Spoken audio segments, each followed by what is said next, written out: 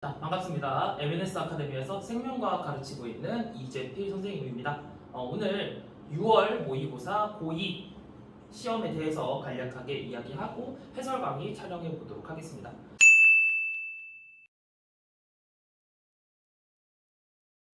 우선 고2 6월 모의고사 같은 경우에는 아무래도 고2 모의고사다 보니까 난이도가 그렇게 높지 않고 개념에 대해서 알고 있었다면 충분히 다 풀 수 있는 문제들로 구성이 되어 있었습니다. 하지만 개념에 조금 더 깊게 들어가는 지역적인 개념이라든지 아니면 학생들이 간과하기 쉬운 개념들이 포함되어 있었기 때문에 체감 난이도가 그렇게 쉬웠을 거라고 생각하지는 않습니다. 하지만 우리가 개념을 확실하게 알고 있다면 충분히 정복할 수 있었던 문제들이라고 생각합니다.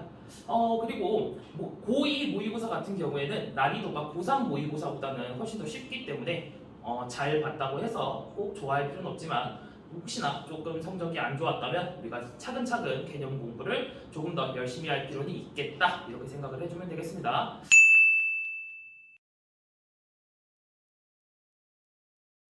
자, 그러면 1번 문제부터 차근차근 보도록 합시다. 자, 1번 문제는 생명현상의 특성에 대한 문제였습니다. 그래서 기억에 소화액을 이용하여 소화한다. 자, 우리 소화라고 하는 것은 우리 몸에서 물질을 분해하는 물질 대사에 해당하겠죠. 자, 그래서 기억과 관련이 깊은 것 1번부터 5번 중에서 물질 대사에 해당하는 것은 무엇이냐? 바로 2번에서 변은 빛 에너지를 흡수해서 양분을 합성하는 광합성 반응이 물질 대사에 해당을 하겠습니다.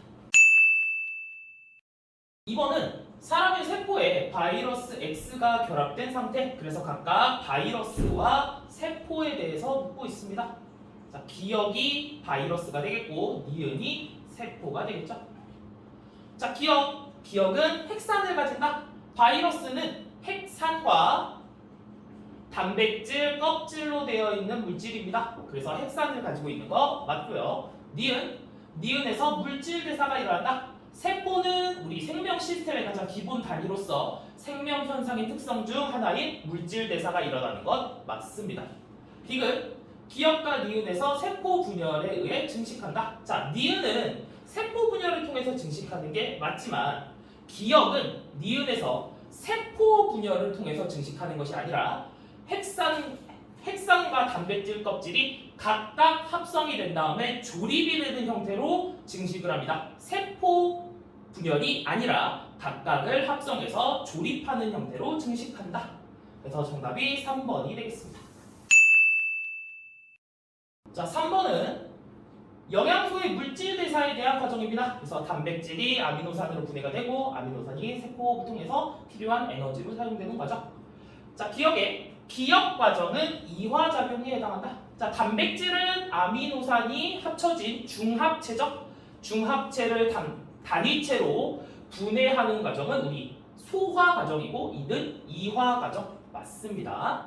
니은에 암모니아는 간에서 요소로 전환된다.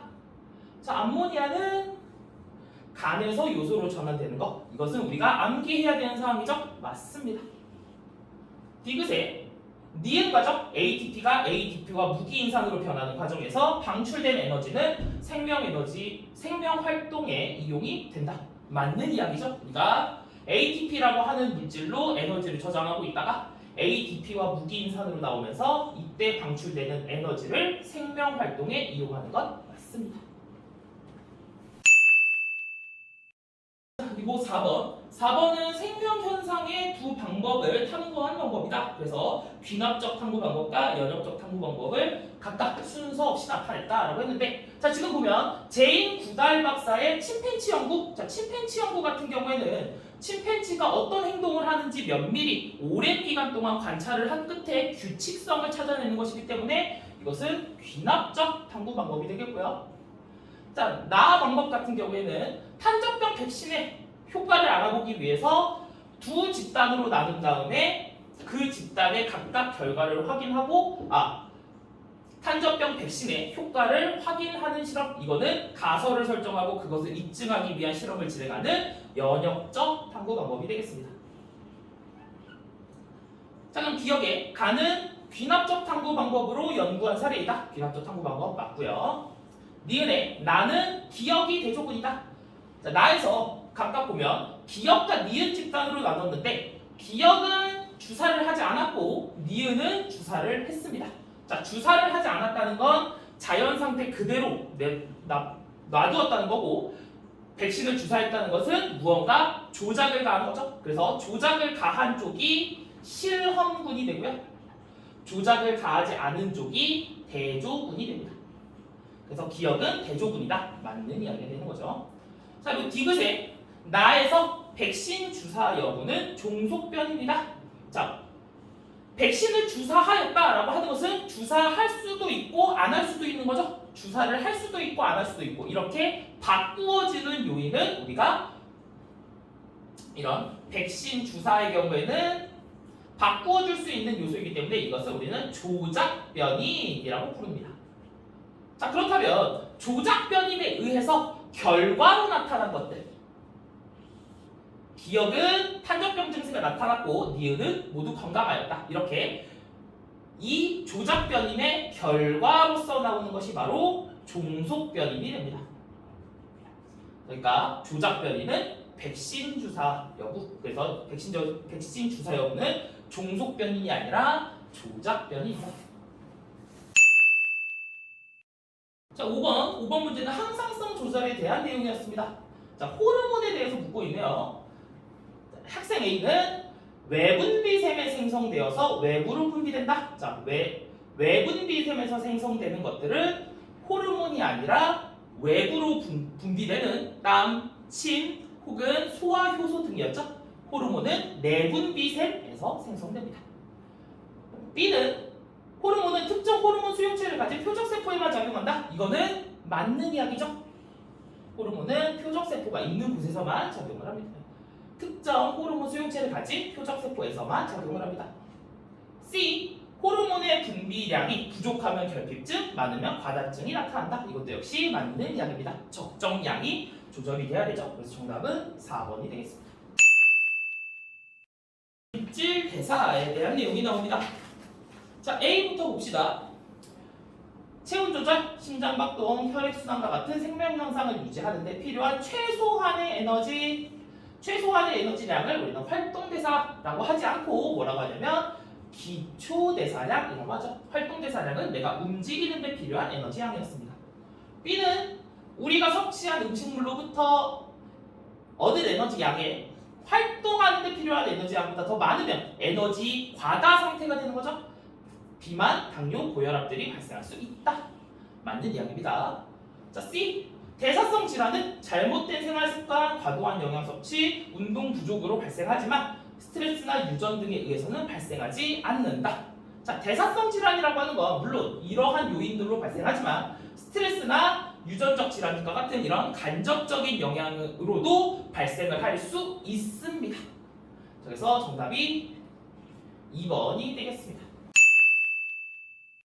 자, 7번. 자, 여기 이 7번 문제부터 이제 3단원 문제들이 나오는데 3단원 문제 같은 경우에는 우리 시험 범위에 포함되죠. 1학기 기말고사 시험 범위에 포함되기 때문에 좀 더 자세히 보도록 하겠습니다. 자, 7번. 다리에 자극을 주었을 때 흥분 전달 경로를 나타내었다. 자, 그래서 피부에서부터 자극이 전달돼서 연합뉴런을 거쳐서 골격근으로 전달되는 과정을 나타내는데 자, 지금 보면 A 같은 경우에는 감각기로부터 자극을 전달받는 거니까 구심성 신경이죠. 자, 그리고 B는 구심성 신경에서 원심성 신경으로 연결해주는 연합 뉴런이 되겠고요. 연합 뉴런 혹은 연합 신경 상관없습니다. 자, 그리고 C는 연합 신경으로부터 전달받는 명령을 반응기에 전달해주는 원심성 신경이 되겠습니다. 자, 그럼 기억은 A는 척수신경에 해당한다. 자, 척수신경이라고 하는 건 척수에서 뻗어나온 혹은 척수로 연결된 신경을 의미하는 거죠. 여기 지금 이 B가 있는 곳이 척수이고 척수로 연결되는 신경이니까 척수신경 맞는 거죠. C도 마찬가지로 척수신경입니다. 자, 그리고 니은 B는 말초신경계에 속한다. 자, 우리 신경계를 나눌 때 신경계는 크게 중추신경계와 말초신경계로 나눴었죠. 중추신경계는 뇌와 척수가 포함이 됐었고 말초신경계는 구심성 신경과 원심성 신경이 포함됐었죠. B는 연합신경, 척수를 이루고 있는 연합신경이니까 말초신경이 아니죠. 자, 그리고 디귿, C는 전근을 이룬다. 자, 우리 여기에서 이쪽이 등 쪽, 이쪽이 배 쪽이에요. 그래서 이 배 쪽으로 나오는 C신경, 원심성 신경은 배 쪽으로 나오기 때문에 이것은 무엇을 이룬다라고 하냐면 앞쪽, 배 쪽이니까 전근을 이룬다. 맞는 이야기가 됩니다. 그래서 정답이 기역 디귿 4번이 되겠습니다. 자, 그리고 8번 사람의 뇌 구조를 나타냈고요. A부터 C는 각각 대뇌, 소뇌, 중간뇌를 나타내고 있습니다. 자, 우선 대뇌는 우리 위쪽의 가장 큰 부분이 대뇌가 되겠죠. 그래서 A가 대뇌. 자, 그리고 이 가운데 부분이 간뇌가 되겠고요. 그리고 요 아래 간뇌 아래 부분, 요 B가 바로 중간뇌가 됩니다. 중간뇌 아래 부분, 툭 튀어나온 부분 뇌교죠. 뇌교, 그리고 그 아래 부분이 연수가 되겠습니다. 그리고 이 뒷부분 이렇게 대뇌보다는 조그마지만 대뇌와 비슷하게 생긴 이 부분이 소뇌가 되겠습니다. 자, 기억에 A의 겉질은 회색질이다. 자, A의 겉질, 대뇌의 겉질은 회색질이다. 이거는 맞습니다. 대뇌의 겉질은 회색질입니다. 그리고 대뇌의 속질은 백색질이죠. 자, 그리고 이것과 정반대가 바로 척수입니다. 척수는 겉질이 백색질이고요. 속질이 회색질입니다. 그래서 이거 두 개 반대된다는 거 꼭 기억을 해두시기 바랍니다. 자, 그리고 니은 B에는 시상하부가 존재한다. B는 중간뇌고요. 시상하부가 존재하는 곳은 간뇌입니다. 간뇌. 그러니까 중간뇌가 아니라 간뇌에 시상하부가 존재한다. 자, 그리고 C는 소뇌이다. 중간뇌가 아니라 소뇌죠. 그래서 정답이 1번이 되겠습니다. 자, 9번 문제는 탐구 활동이네요. 생콩즙에는 오줌 속에 요소를 분해하는 효소가 들어있는 것으로 생각되었다. 자, 이 오줌에 요소를 분해하는 효소 유레이스죠.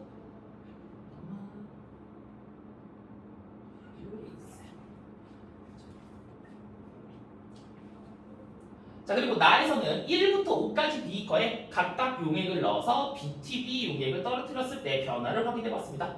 1은 생콩즙과 증류수, 2는 요소 용액과 증류수, 3은 오줌과 증류수, 4는 요소 용액과 생콩즙, 5는 오줌과 생콩즙. 그렇게 확인을 해봤더니 각각 노란색, 녹색, 파란색, 그리고 여기는 색깔을 모르네요.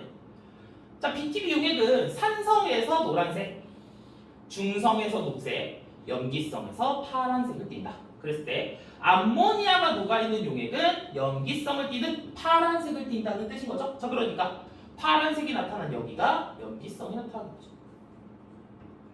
자, 그랬을 때 기억부터 보면은 기억은 파란색이다. 자, 여기가 파란색인가 하고 보니까 자, 어떠냐면 요소 용액에 생콩즙을 넣었더니 염기성이 되었대요. 근데 오줌에는 무엇이 들었냐면 오줌 안에는 요소가 들어있죠. 그렇기 때문에 역시나 오줌도 요소 용액과 비슷하게 보면 됩니다. 그래서 요소 용액에 생콩즙을 넣으면 역시 염기성을 띠는 파란색이 나타나는 게 맞는 이야기죠. 자, 그리고 니은 가는 가설 설정 단계이다. 자, 지금 보면 생콩즙은 오줌 속에 요소를 분해하는 효소가 들어있을 것으로 생각하였다. 자, 가설이라고 하는 것은 잠정적인 결론입니다. 그래서 100% 맞는 사실은 아니지만 그것이 맞다는 가정하에 실험을 설계하는 것이기 때문에 가는 이런 효소가 들어있을 것이야 라는 사실을 가정해놓고 실험을 설계하는 건 가설이 맞습니다.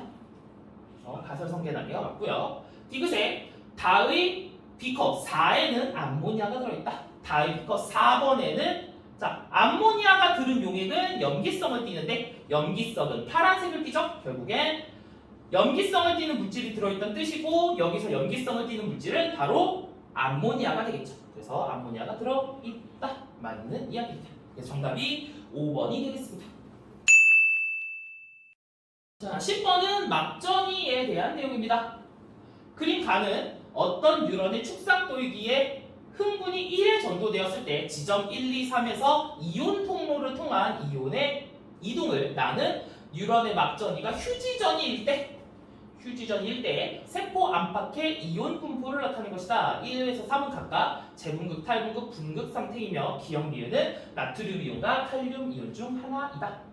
자, 그랬을 때 우리가 1, 2, 3 단계에서 각각 재분극, 탈분극, 분극을 생각해보면 먼저 분극 상태일 때는 바깥쪽에 나트륨이 많고 안쪽에는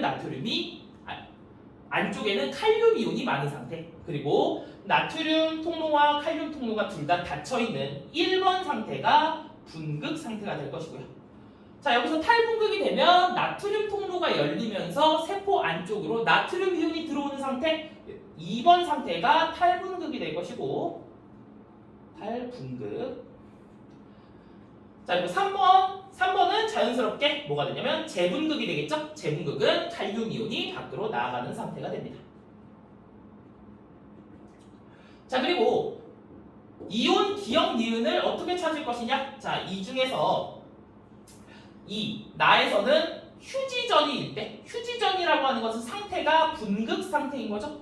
자, 분극 상태일 때 세포 안쪽에는 칼륨이 많고 세포 바깥쪽에는 나트륨이 많은 상태. 세포 바깥쪽에 나트륨이 많으니까 니은이 나트륨 이온이 될 것이고, 세포 안쪽에 칼륨이 많으니까 기억이 칼륨 이온이 되겠습니다. 자, 기억은 나트륨 이온이 아니라 칼륨 이온이죠. 니은 1에서 나의 이온 분포 상태가 나타난다. 1에서 나의 분포 상태, 휴지전이니까 맞는 이야기죠. 분극 상태일 때 휴지전이와 같은 이온 분포가 나타난다. 디귿 2에서 나트륨은 나트륨 통로를 통해서 확산된다. 그렇죠. 나트륨 통로가 열리면 많은 곳에서 적은 곳으로 확산이 일어나는 거 맞습니다. 그래서 정답이 5번이 되겠습니다. 자, 11번은 각 기관계의 통합적 작용에 대한 문제입니다. 자, 각 기관계의 통합적 작용과 기관 A, B의 특징을 나타냈다. A, B는 각각 배설계와 소화계이다. 자, A, B부터 찾아봅시다. 음식물을 분해해서 영양소를 흡수하는 것 소화계고요. 오줌을 통해 노폐물을 밖으로 배출한다. 배설계가 되겠습니다. 자, 이제 기억부터 봅시다. 기억에 A는 물질 대사가 일어난다. 자, 물질 대사라고 하는 것은 가장 작은 단위 어디에서부터 일어나냐면 세포에서 일어납니다. 자, 그러면 세포를 가지고 있는 것은 모든 기관계가 다 동일하게 세포를 가지고 있죠. 우리 생명 시스템의 구성 단계를 생각해 보면 동물에서 세포가 모이면 조직이 되고, 조직이 모이면 기관이 되고, 기관이 모이면 기관계가 되어서 개체가 되는 거였죠. 자, 그러면 기관계라고 하는 것도 결과적으로는 세포가 모여서 만들어진 것이 기관계니까 모든 기관계는 다 세포로 이루어져 있는 거죠. 세포에서는 물질 대사가 일어나니까 A에서도 물질 대사가 일어납니다. A 말고도 순환계, B, 호흡계 모두 다 물질 대사가 일어납니다. 니은 대장은 B에 속한다. 자, 대장은 우리가 일반적으로 대변을 보는 곳이죠. 대변을 생성해내서 항문으로 방출을 하기 때문에 대장과 항문은 우리가 배설계라고 생각하기 쉽지만 이것은 소화계입니다. 소화계. 왜냐하면 우리 몸에서 배설계라고 하는 곳은 내 몸에 있던 물질 중에서 몸속의 노폐물을 배출하는 곳이에요. 몸속의 노폐물을 배출하는 곳입니다. 그런데 우리가 대변이라고 하는 건 내 몸으로 흡수된 것이 아니라 흡수되지 않은, 내가 먹었던 음식 중에서 흡수되지 않은 찌꺼기를 배출하는 것이기 때문에 이것은 배설계가 아니라 소화계의 연장으로 봐야 합니다. 그래서 대장과 항문은 배설계에 속하는 것이 아니라 소화계에 속한다.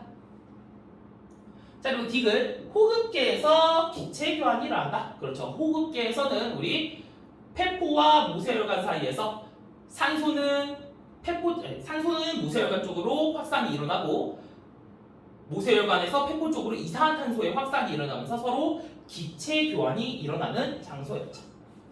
그래서 정답이 3번이 되겠습니다.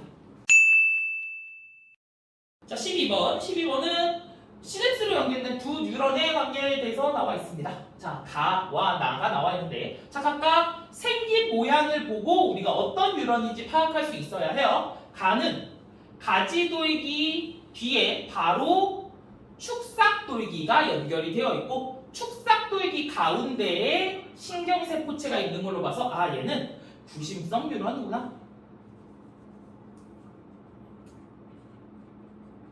파악할 수 있고, 나는 길이가 짧고 마리집이 없는 뉴런의 모양이니까 아, 얘는 연합 뉴런이구나 이렇게 파악할 수 있습니다. 자, 기억에 가는 원심성 뉴런이 아니라 구심성 뉴런이었죠. 나는 민마리집 뉴런이다. 마리집이 없으니까 민마리집 뉴런 맞습니다. 디귿, P 지점에 역치 이상의 자극을 주면 가에서 도약전도가 일어난다. 자, 우리가 도약전도를 일으키기 위해선 흥분이 전달돼야겠죠? 자, 그러면 나에서 가로 흥분이 전달되어야 하는데 흥분의 전도부터 이야기할까요? 흥분의 전도는 한 뉴런에서 양방향으로 일어납니다. 한 뉴런 내에서 양방향으로 일어난다. 자, 그러면 흥분의 전달은 뉴런에서 뉴런으로 전달되는 건데 흥분 전달은 항상 축삭돌기에서 어디로? 가지돌기 혹은 신경세포체로 전달이 되어야 한다. 그런데 나에서 가로 넘어가려고 보니까 가지돌기 혹은 신경세포체에서 축삭돌기로 넘어가야 되죠. 이 방향성이 맞지 않기 때문에 여기선 전달이 되지 않습니다. 그래서 가에서는 흥분 전달이 이루어지지 않아서 도약전도가 나타나지 않게 되는 거죠. 자, 그래서 정답이 2번이 되겠습니다. 13번은 중추신경계와 자율신경계 동공의 크기 조절 경로이다. 가와 나는 각각 중간내와 척수이다 라고 했고, 지금 중추신경계와 자율신경계의 동공 크기 조절 경로라고 했으니까 여기에 있는 둘 다 자율신경이 되는 거예요. 그런데 자율신경이 보니까 하나의 시냅스를 두고 앞에가 긴 게 있고 앞에가 짧은 게 있죠? 앞이 짧은 게 무엇이다? 바로 교감신경이다. 자, 그리고 신경절 이전 뉴런이 긴 것은 부교감 뉴런이 된다. 부교감 신경이죠. 부교감 신경. 자, 그랬을 때 우리 교감신경은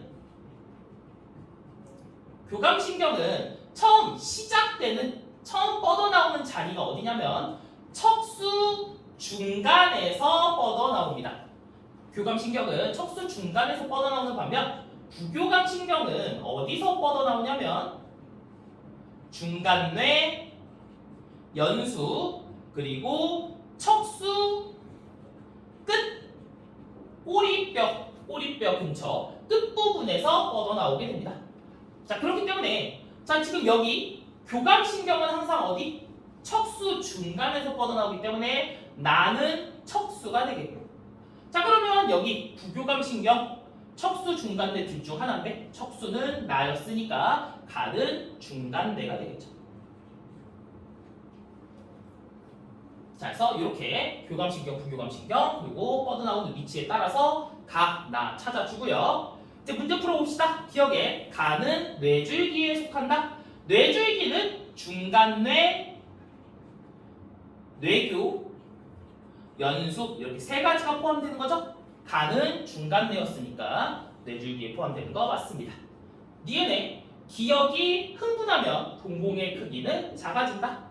자, 기억은 부교감 신경이었어요. 부교감 신경이 자극되면 동공의 크기는 작아지는 거 맞습니다. 작아지는 거 맞아요. 자, 그리고 디귿에 니은의 축삭 돌기 말단, 니은의 축삭 돌기 말단에서 분비되는 신경 전달 물질은 아세틸콜린이다. 자, 우리 교감 신경, 자, 교감 신경과 부교감 신경 각각 분비되는 물질들. 교감 신경 신경절 이전 뉴런에서는 아세틸콜린이었고요. 교감 신경 신경절 이후 뉴런에서 나오는 물질은 노르에피네프린. 부교감 신경 신경절 이전 뉴런에서 나오는 것은 아세틸콜린. 부교감 신경 신경절 이후 뉴런에서 나오는 신경 전달 물질은 아세틸콜린. 자, 그래서 지금 물어본 니은의 신경 전달 물질은 이것을 얘기하는 거였죠. 그래서 아세틸콜린이 아니라 무엇이다? 노르에피네프린이었다. 자, 그래서 정답이 4번이 되겠습니다. 자, 그리고 14번 문제. 14번 문제는 골격근에 대한 내용이네요. 자, 그림 가는 T1일 때 근육 원섬유만이 X를 나는 근육 운동식 T1에서 T2로 시간 경과할 때 PQ 한 지점에서 관찰한 단면 변화를 나타낸 것이다. 그리고 X는 좌우 대칭입니다. 자, 그리고 기억 구간은 지금 X에서 액틴 필라멘트만 존재하는 구간. 자, 그리고 니은은 액틴 필라멘트와 마이오신 필라멘트가 겹쳐져 있는 구간. 자, T1일 때 기억의 길이와 니은의 길이를 합한 값이 0.9 마이크로미터였다.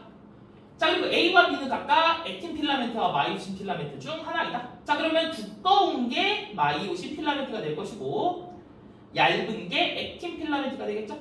A가 마이오신, B가 액틴이 되겠다. T1일 때 H대의 길이는 0.4였고 T2일 때 X의 길이는 2.6 마이크로미터였다. 자, 그러면 우리가 일단 찾을 수 있는 것들을 먼저 찾고 그러고 나서 문제를 보는 게 좋을 것 같아요.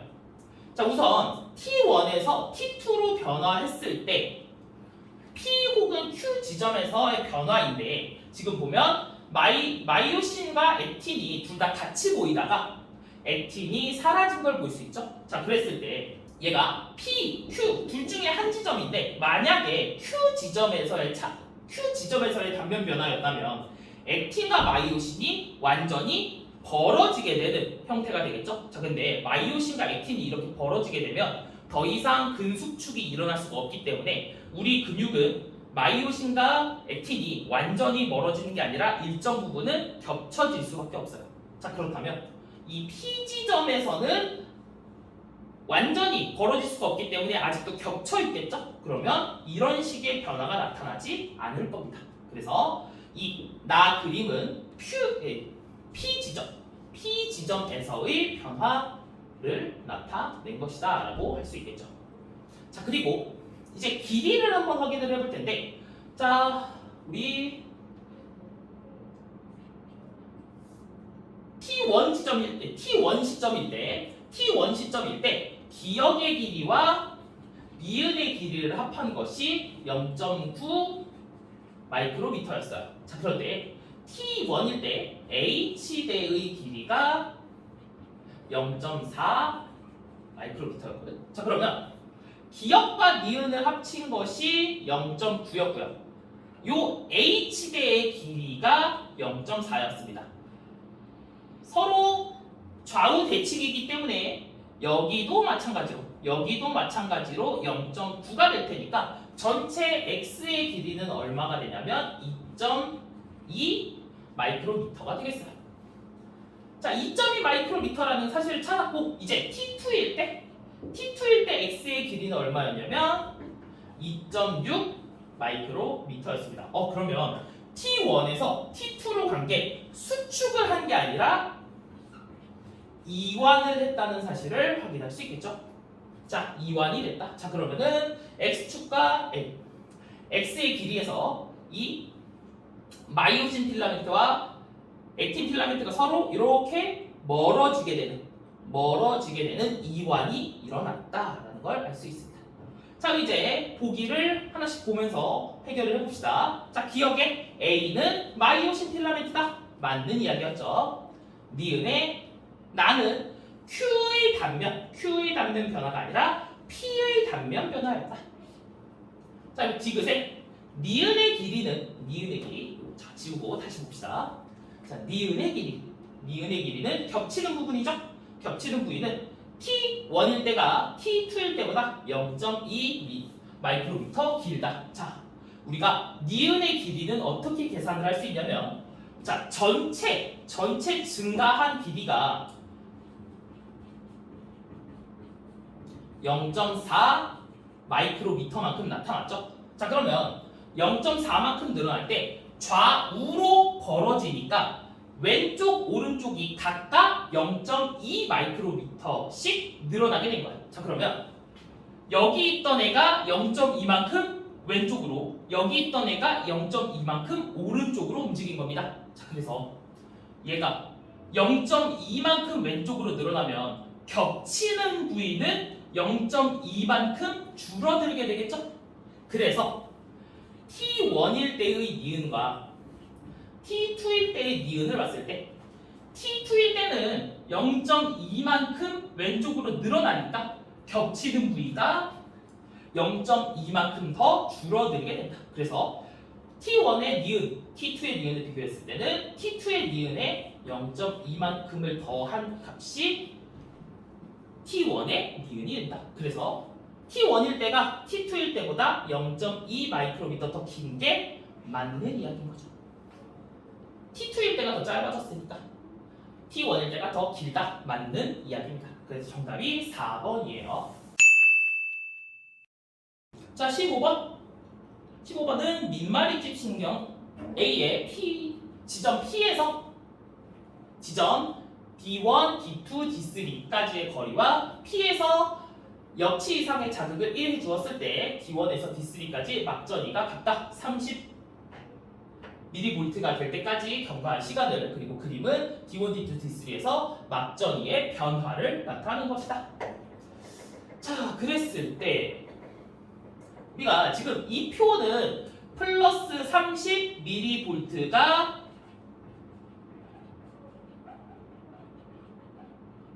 시간을 나타낸 거였죠. 이게 플러스 30mV가 되었을 때 시간을 나타낸 겁니다. 자, 그렇다는 것은 무엇이냐면 우리가 이 경과한 시간 막전이가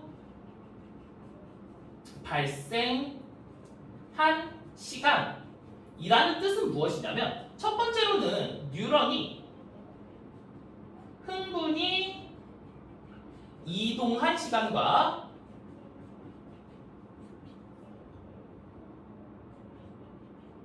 막전이가 생성되는 시간, 이 두 가지를 더한 값입니다. 그러니까 D1 지점에서 생각을 해봅시다. D1에서는 4ms이라는 시간이 걸렸어요. 자, 이 뜻은 흥분이 이동하는데 시간이 걸리고, 그리고 막전이가 마이너스 30mV까지 상승하는데 걸리는 시간이 2ms 걸렸다는 얘기가 되는 거예요. 자, 그렇다면 흥분이 이동하는데 걸린 시간은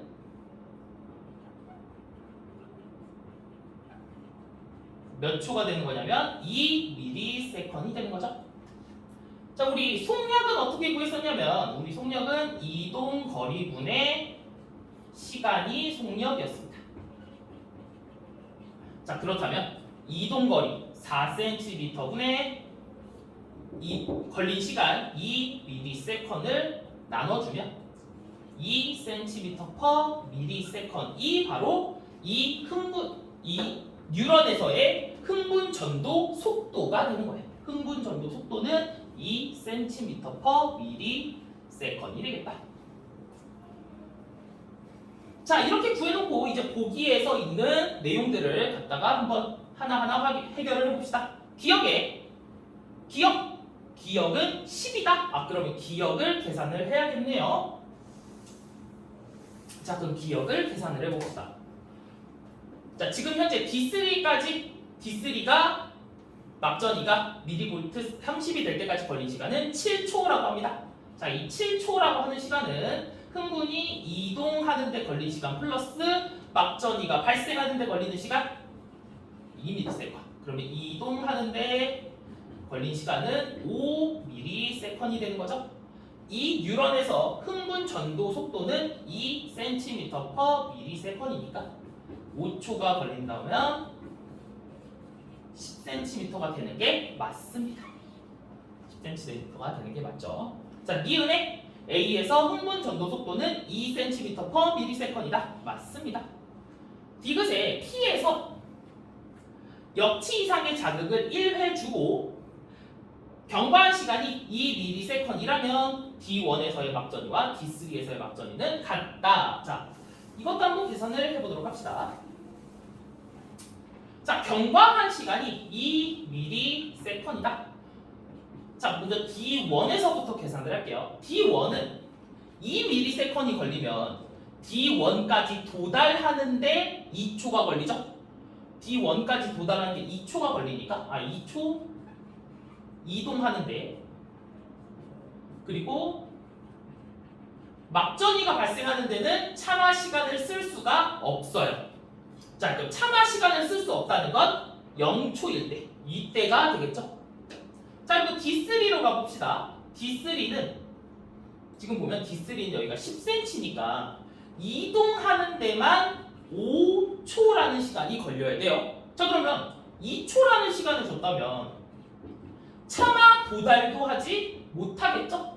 자극이 도달도 못했다는 것은 휴지 전이로 존재할 것입니다. 그래서 마이너스 70mV일 거예요. 자, 그러면 D1도 마이너스 70mV일 거고 D3도 마이너스 70mV일 테니까 막전이 값은 동일하다라는 것이 되겠습니다. 그래서 정답이 5번이 되겠습니다.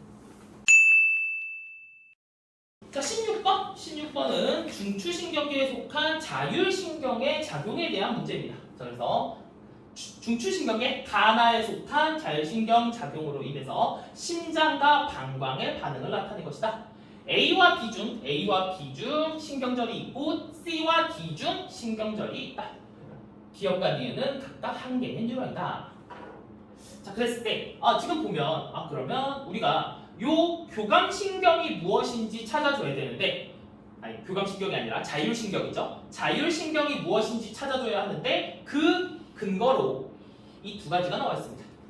자, 심장박동에서 심장박동을 억제하는 것은 안정된 상태에서 억제를 하는 거니까 얘는 부교감신경의 작용이고요. 자, 방광은 이완돼야 될 때는 우리가 교감신경, 흥분됐을 때고 방광이 수축하는 것 역시 부교감신경의 작용입니다. 자, 그렇다면 부교감신경은 신경절 이전 뉴런이 길고 신경절 이후 뉴런이 짧으니까 생긴 게 이렇게 생겼겠죠? 그래서 B와 D의 신경절이 존재한다라고 해주면 되겠습니다. 자, 그리고 가와 나가 각각 무엇인가 한번 생각을 해보면, 자, 심장박동을 억제하는 부교감신경은 어디에 존재하냐면 연수에 존재합니다. 연수. 그래서 연수의 기능이 심장박동, 호흡운동 등 생명유지 활동의 중추였었죠. 부교감신경은 이 심장박동과 관련된 부교감신경은 연수에서 나옵니다. 자, 그럼 방광과 관련된 방광은 우리 하반신 쪽에 있죠. 그렇기 때문에 이 뇌 쪽에서 나오는 것이 아니라 척수 끝에서 나오게 됩니다. 그래서 나는 척수가 되겠습니다. 자, 그래서 기억부터 보면 기억의 가와 나는 모두 척수이다. 가와 나가 모두 척수인 게 아니라 가는 연수, 나가 척수이다. 이번에 A와 D 모두 신경절이 있다. 신경절은 B와 D에 있었죠. B와 D에 있습니다. 디귿 기역과 니은의 축삭 돌기 말다. 자, 기역과 니은의 축삭 돌기 말다. 둘 다 신경절 이전 뉴런의 신경 전달 물질이네요. 둘 다 아세틸콜린입니다.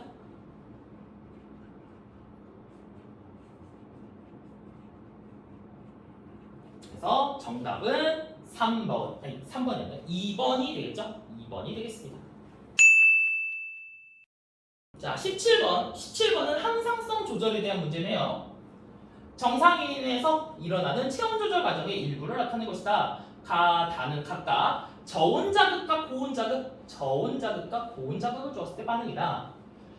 자, 그럼 다부터 봅시다. 티록신 분비가 촉진된다. 자, 티록신이라고 하는 물질은 세포 호흡을 촉진하는 물질이었고요. 세포 호흡을 촉진하면 열 발생량이 증가하는 거였죠. 자, 그 열을 발생시켜야 한다는 건 내 몸이 추울 때 저온 자극을 받았을 때가 되겠죠. 자, 니은에 피부 근처 혈관이 확장된다. 자, 피부 근처의 혈관이 확장되는 것은 열 방출량을 증가시키기 위한 거였다. 자, 내 몸에서 열이 방출되는 것을 증가시키기 위해선 내 몸에서 열이 많다는 소린 거죠. 고온 자극이다. 자, 다해서 골격근의 떨림이 증가한다. 골격근의 떨림이 증가하는 것은 그만큼 근육을 사용한다는 거니까 세포 호흡이 증가하는 거예요. 세포 호흡 증가하면 열 발생량이 증가하죠. 자, 열 발생량이 증가한다는 거니까 역시 저온 자극. 그래서 우리 추울 때 이빨이 덜덜덜 떨리죠.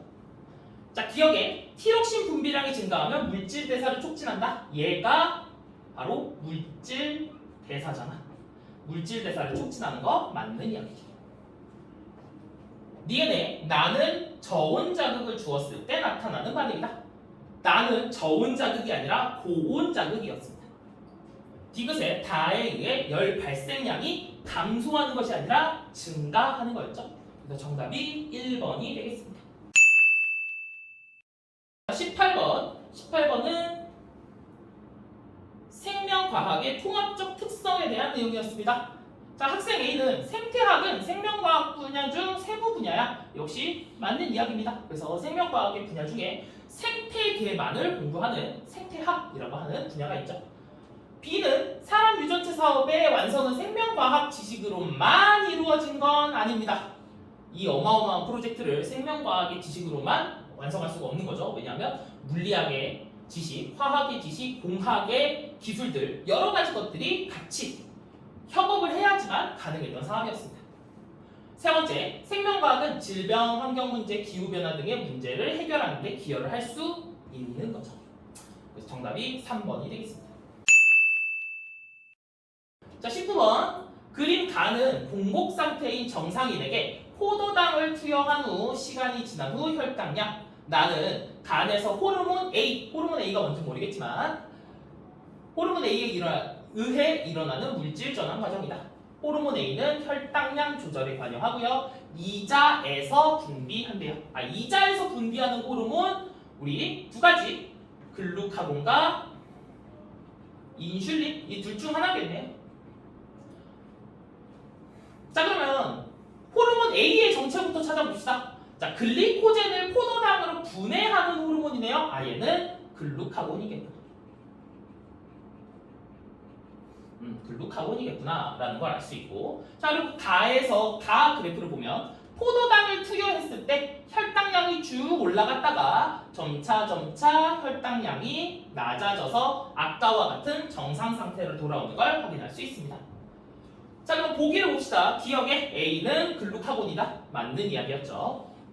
니은 A는 혈액에서 세포로의 포도당 흡수를 촉진한다. 혈액에서 포도당 흡수를 촉진하는 것은 인슐린이었죠.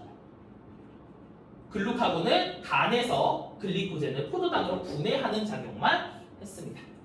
디귿 혈중 인슐린 농도는 T2일 때가 T1일 때보다 높다.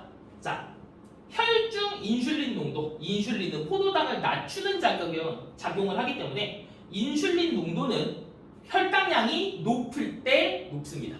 그래서 혈당량이 높은 T1이 혈당량이 낮은 T2보다 더 높아야 되겠죠? 이거는 잘못된 내용입니다. 그래서 정답이 1번이 되겠습니다. 자, 마지막 20번. 20번은 혈장 상투압과 관련된 내용이네요. 그림 가는 정상인에서 호르몬 X의 분비와 작용. 호르몬 X가 뭔지 모르겠지만 나는 정상인의 혈중 X 농도에 따른 기억의 변화를 합니다. 기억은 오줌 상투압 혹은 단위시간당 오줌 생성량이다. 자, 그러고 나서 호르몬 X를 보니까 뇌하수체 후엽에서 작용을 하고요. 뇌하수체 후엽에서 분비된 얘는 콩팥에서 작용을 하는 걸 보니까 얘는 항이뇨 호르몬이겠구나. 혹은 ADH라고 부르죠. 자, 이 항이뇨 호르몬의 작용은 무엇이었냐면 이 항이뇨 호르몬의 작용은 콩팥에서 물의 재흡수를 촉진하는 호르몬이었습니다. 자, 그러면 물의 재흡수를 촉진한다라고 했으니까 자, 이제 이 그래프에 이 기억값이 무엇인지 찾아줘야 될 텐데 자, 이 기억값을 찾는 방법은 어떻게 해주면 되냐면 ADH가 많을 때와 적을 때 무슨 일이 벌어질지 직접 넣어보는 거예요. 이 두 개가 모두 다 맞는 상황은 없기 때문에 둘 중에 하나를 넣어서 확인을 해보는 겁니다. 자, 그러면 쌤은 이 단위 시간당 오줌 생성량이라는 것을 넣어서 이 그래프가 맞는지 한번 확인해 볼게요. 자, 우선 ADH 농도가 높아졌다. 자, ADH가 높아지면 그만큼 콩팥에서 물을 재흡수하기 때문에 오줌의 생성량은 줄어들게 되는 거죠. 원래 나가야 될 오줌을 내 몸으로 흡수시켰으니까 오줌 생성량은 줄어들게 됩니다. 자, 그러면 ADH가 많아지면 물의 재흡수가 촉진되니까 오줌 생성량은 줄어든다. 맞는 이야기고요. ADH의 분비량이 줄어들면 재흡수가 안 되니까 오줌 생성량이 늘어난다. 이것도 맞는 얘기네요. 그러니까 이 기억은 단위 시간당 오줌 생성량이 되겠다. 이렇게 찾아주면 되겠습니다. 자, 그럼 이제 문제를 봅시다. 기억의 X는 항이뇨 호르몬이다. 항이뇨 호르몬 맞죠? 니은 기억은 단위 시간당 오줌 생성량이다. 맞습니다. 이렇게 비교해서 찾아주면 되겠습니다. 딕은 콩팥에서 단위 시간당 수분 재흡수량은 C1일 때보다 C2일 때가 더 적다. C1은 ADH가 적어요. 그러면 수분 흡수량이 줄어들죠. C2는 ADH의 양이 많아. 그러니까 재흡수를 더 많이 하겠죠. C1일 때가 C2일 때보다 더 적다. 맞는 이야기가 되겠습니다. 그래서 정답이 5번이 되겠습니다. 이렇게 우리 1번부터 20번까지 모든 문제를 다 해설을 해봤는데 내용을 보면 어려운 계산 문제나 혹은 굉장히 말 뜻을 이해하기 어려운 작문의 문제가 있는 것이 아니라 개념을 묻지만 그 개념의 완성도를 묻는 문제이기 때문에 우리가 조금 더 개념 공부를 확실하게 다져준다면 어렵지 않게 풀 수 있는 문제라고 생각을 합니다. 그러면 우리 열심히 공부해서 다음 모의고사 때는 꼭 좋은 점수 받을 수 있었으면 좋겠습니다. 감사합니다.